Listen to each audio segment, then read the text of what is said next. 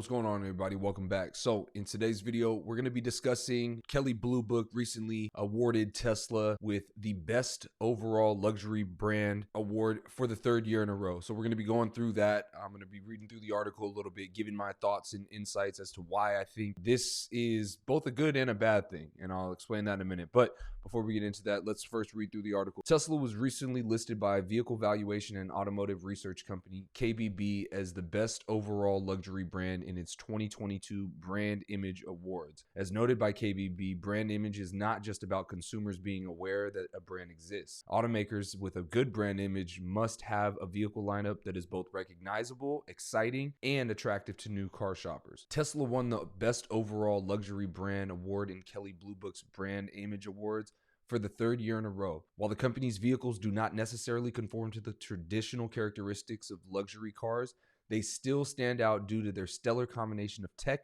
performance, and safety. It is then unsurprising that Tesla's electric vehicles like the Model 3 are typically compared to Apple's ubiquitous iPhone. Tesla did not just win Best Overall Luxury Brand in Kelley Blue Book's 2022 Brand Image Awards. The company also won the Best Value Luxury Brand Award and the Most Refined Luxury Brand Award. These awards stand as proof of Tesla's mastery of the electric vehicle sector, as the company's vehicles like the entry-level Model 3 and the top-tier Model S are both perceived positively by consumers. Electric power, style, and high-tech characterize Tesla. It's the stunning performance and the ability to travel 300 miles or more on a single charge that closes the deal. The Model 3 is the most affordable Tesla, while the Model S sedan and Model Y and X SUVs cater to customers requiring room for cargo and passengers, KBB noted. Let's break it down. At the beginning, I said this is both a good and bad thing. Before we get into the good or the bad, let's first define a couple of key terms.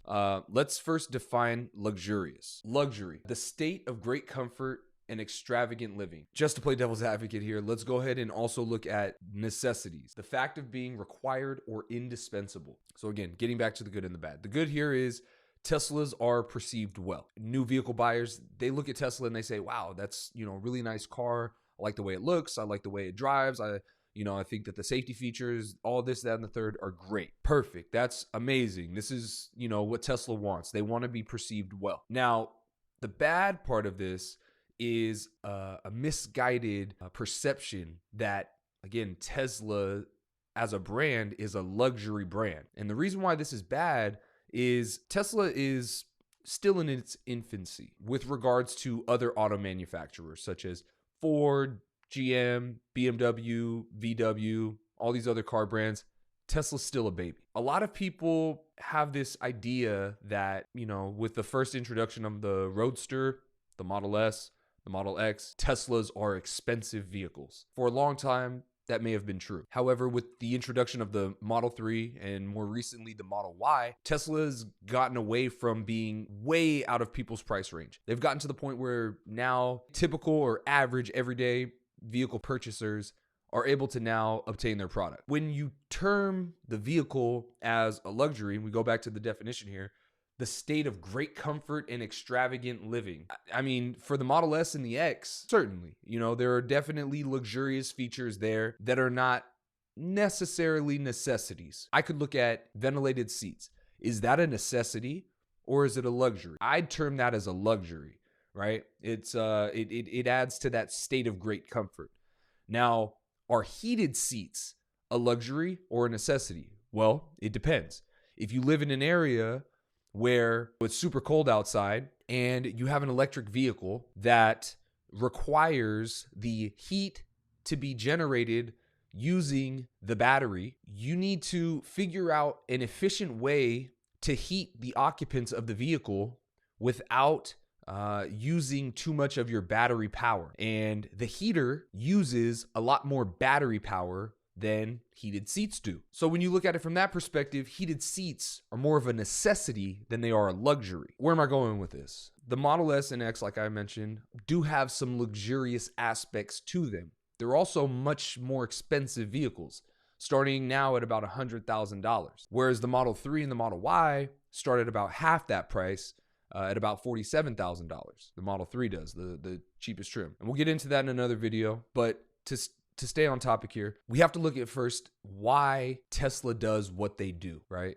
And so Model S and X, we know, okay, expensive vehicles, you're going to put, some more luxurious features into that vehicle. With the 3 and the Y, however, these are going to be, souped down a bit. So rather than having a heads-up display, which in most vehicles you have a heads-up display, or at least you have some sort of odometer in front of your steering wheel that displays driver information, critical driver information, tells you how much fuel or battery capacity you have left, tells you how fast you're going, all these things. So from a traditional sense, you would say that those are necessities. However, with the Model 3 and the Model Y, everything is on the central touchscreen, which now makes that heads-up display more of a luxury than a necessity. People tend to look at Teslas and say, hey, there's a big iPad in the middle of it. These seats are very soft and cushiony.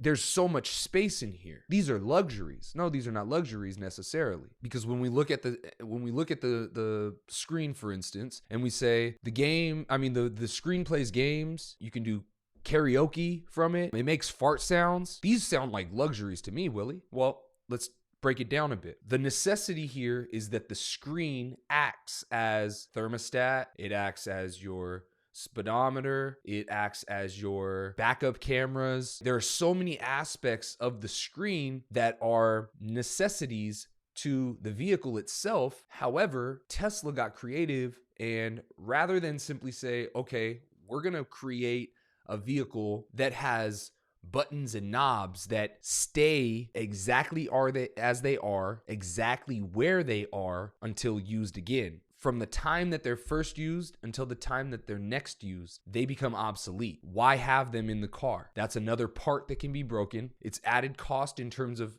having to install it when you're manufacturing the vehicle. Instead, you can have a screen. Just like an iPad or an iPhone, over time, we can improve that screen. The screen stays as a screen, but the internals of it are what can be updated or what can be improved upon. So now when you look at it from that perspective, you start to say, seems like this screen is more of a necessity. These soft seats that Tesla have, is that a necessity or a luxury? Well, I would argue that, being that Tesla manufactures their own seats, they're just doing what they think the customers would want. And with some of the savings that you get from not having to install, this, let's say, instrument cluster that has all these buttons and knobs. Let's say you have other aspects of the vehicle that you're able to save money on. Now you can reinvest that into other aspects of the vehicle that are going to make it more compelling to a consumer. To kind of bring it back here, is Tesla a luxury brand? I don't believe so. I think that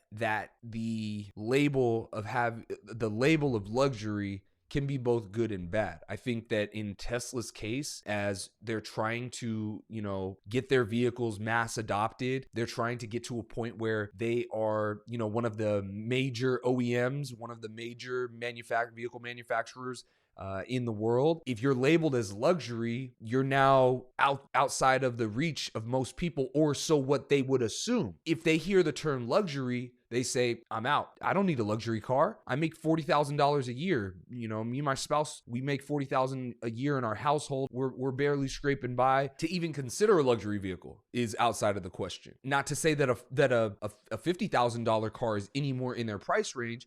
I'm just simply saying that they won't even consider it now. Whereas they may consider and say, that Toyota Camry is $25,000 cheaper. And that's actually a great plug. I made a video on the total cost of ownership over 5 years for a Tesla Model 3 compared with a brand new Toyota Camry. And I won't give too much away. You guys can go check that video out. It's on my channel. But it's not what you would otherwise assume it to be. It's not that a Tesla is so much more expensive a month that it makes the Camry that much more compelling. It's actually the opposite. Again, check that video out if you guys are interested. To get back to this point, when you start to term the brand as luxury, then you start to dissuade or put off a bunch of potential consumers who will then go where? Are there any other brands that may not be considered luxury that are also beginning to produce and sell EVs, such as a GM, such as a Ford? So when you have, a publication or a site like KBB that gives the award 3 years in a row for the best luxury brand, or the best overall luxury brand, best luxury electric vehicle, in a way that is FUD. I'm doubting that this vehicle is going to be something for me, something for my needs. If I don't make a shit ton of money and I can't just afford any vehicle I want, I'm going to go with a brand that is less luxury, right? Something to consider. So again, we talked about kind of like how this hurts Tesla. How does this help Tesla? We sort of alluded to it at the beginning, in that this speaks well that, Tesla's, lower priced vehicles, the Model 3 and the Y, are considered luxury vehicles. Now, to people who purchase luxury vehicles, they're looking at this like, this is not a luxury vehicle. I myself would say that Teslas are not luxury vehicles. And I think that there's a key difference, because we term them as luxury, but I think we mean premium, right? Because it is. It's a premium vehicle. They use premium materials. They use vegan leather as opposed to actual leather. This vegan leather is extremely soft, extremely durable. It's easy to keep clean. These are all, aspects of luxury brands that Tesla has, incorporated into their vehicles, but don't make them necessarily luxury vehicles or a luxury brand in that sense of the term. So I think it's something to consider. I think this is, I wanted to make the video just simply because I read that article and I thought to myself, I drive the vehicle every day. I have both a Model 3 Performance, I have a Model S Plaid, which I'll also do a review video on, both of those, so you guys can kind of see the key differences there up close. But I drive both the vehicles. The Model 3 is not a luxury vehicle by any stretch of the imagination. It's a phenomenal vehicle. I love the vehicle. I recommend this vehicle to anyone in the market for a new vehicle. Buy a Model 3. If you want to get the cheaper one, go for the Model 3. If you want something with a little bit more space, go with a Model Y. However, they are not luxury vehicles. The S and the X certainly have some luxurious aspects, but again, I wouldn't even term those necessarily as luxury vehicles. I'd term them as higher end premium vehicles. So to wrap this up, a question for those watching: do you consider Tesla luxurious, to be a luxury brand? And if so, why? If not, why not? That does it for this video. Thank you guys for tuning in. If you enjoyed this, please be sure to like, share, subscribe. I'll catch you guys on the next one. Peace.